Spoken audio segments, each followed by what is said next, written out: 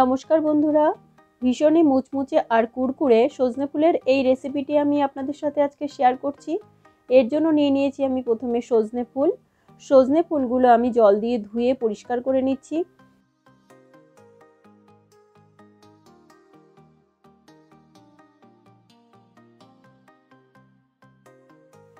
ফুলগুলি ধুয়ে পরিষ্কার করে নেবার পরে এর মধ্যে দিয়ে দিচ্ছি আমি একে একে হলুদ গুঁড়ো, দিয়ে দিচ্ছি স্বাদ মতো লবণ, এরপর দিয়ে দিচ্ছি আমি চালের গুঁড়ো আর দিয়ে দিচ্ছি আমি কিছুটা ময়দা।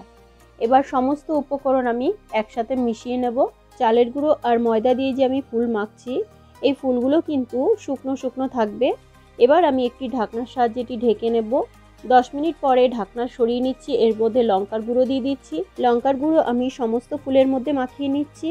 এবারে সামান্য একটু জল আমি এর মধ্যে দিয়ে দিচ্ছি, কারণ ফুলগুলো বেশি শুকনো শুকনো লাগছিল।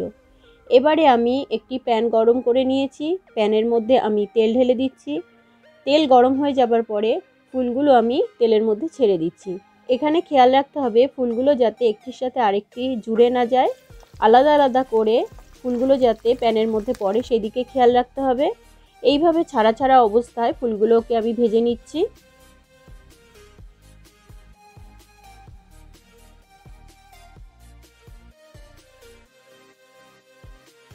গোল্ডেন ব্রাউন কালার হয়ে এলে এটি আমি নামিয়ে নিচ্ছি।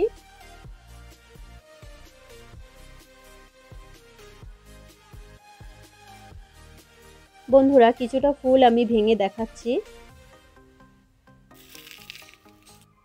আওয়াজ শুনে বুঝতে পারছেন এটি কতটা মুচমুচে হয়েছে। বাকি ফুলগুলো আমি এই একই পদ্ধতিতে ভেজে নিচ্ছি।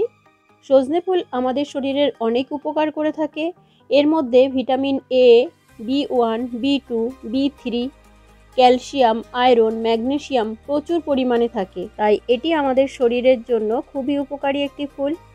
বন্ধুরা, আজকে আমার এই ভিডিও আপনাদের কেমন লাগলো? ভালো লাগলে লাইক শেয়ার করবেন আর আমার এই চ্যানেলটি সাবস্ক্রাইব করে নেবার অনুরোধ রইল। ডাল ভাতের সাথে এরকম সজনে ফুল ভাজা খেতে কিন্তু দারুণ ভালো লাগে।